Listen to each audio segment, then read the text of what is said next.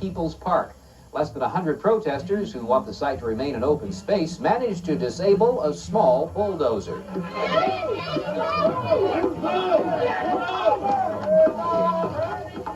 Demonstrators who shaved themselves together and others who threw bottles were arrested. Construction crews did begin work by the afternoon. Similar protests against volleyball courts turned violent at times last summer. A strike has been averted. No other station has been bringing you voices like these. Demonstrators say the land should remain open space.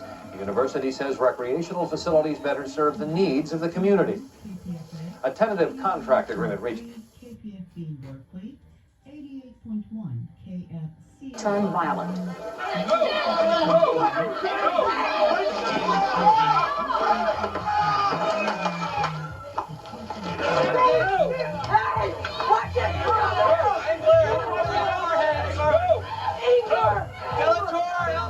Several of the demonstrators were taken into custody, accused of throwing bottles and threatening police. Protesters also caused an estimated $6,000 in damage to a small land mover that was brought in to help construct the basketball court. For months, emotions have been running high over construction at People's Park. The university has already built volleyball courts and some gravel walkways, and UC officials say they will continue to clean up and build in the park. Protesters said today the university has gone far enough and the construction should stop. A truck fire in the East Bay's Caldecott Tunnel brought a quick response this morning. I might have killed him. A whole cast of characters have reasons for revenge. Never been happier to see a man dead. But the like last summer. Back then, protests lasted a month when the university began constructing volleyball courts, and violence was frequent. Tonight, as students played volleyball on those courts, about 100 activists met anew, hoping to reignite the flame that burned here last summer. We got to choose, got to build for something, and stop being reactionary. They do something, we jump around for a while, and then everybody scatters to the wind. But though police stood by tonight, university and city officials have attempted to keep destruction of property here down. Police have enforced a ban on camping in the park. Many demonstrators arrested today are still in jail, and the university is suing activists for vandalizing the park. A handful eventually marched through Berkeley tonight, but a judge has prohibited named and unnamed activists from engaging in destructive acts at the park itself. That means the university could collect damages, even if criminal charges only result in a modest fine.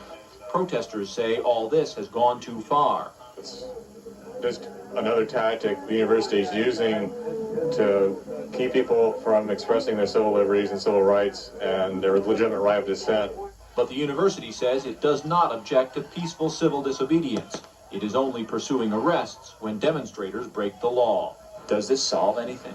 Well, as I mentioned earlier, I think that activists and others, the protesters, will come to realize that the community as a whole supports and is making use of the park in its multi-use fashion as we're trying to create there.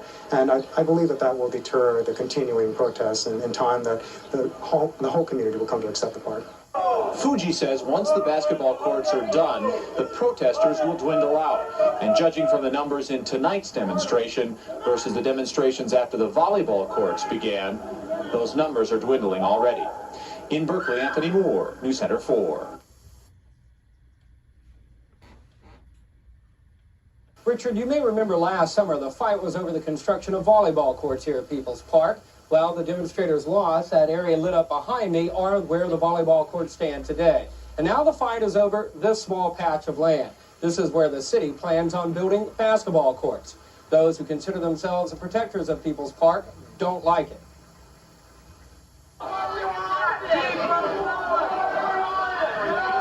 About 75 People's Park protesters took their message to the streets of Berkeley. No violence, not even much noise. The only real incident coming when this motorist was arrested. Protesters say he pulled a gun on them. Police say they found a gun.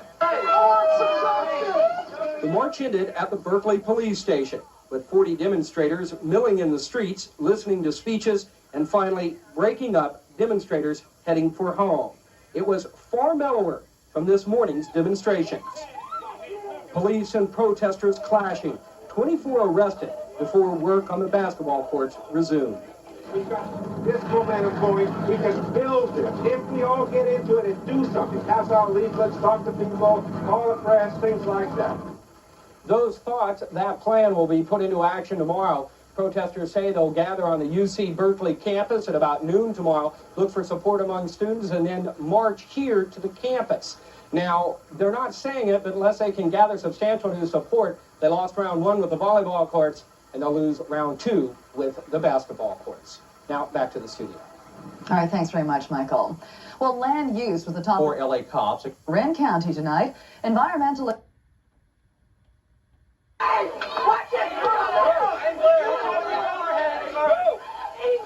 The demonstrators were met head-on by the police in full riot gear. The protesters want to preserve People's Park as a landmark to free speech. Construction on the basketball courts is expected to take about a week. A strike by 41,000 Northern California supermarket workers is all but called off.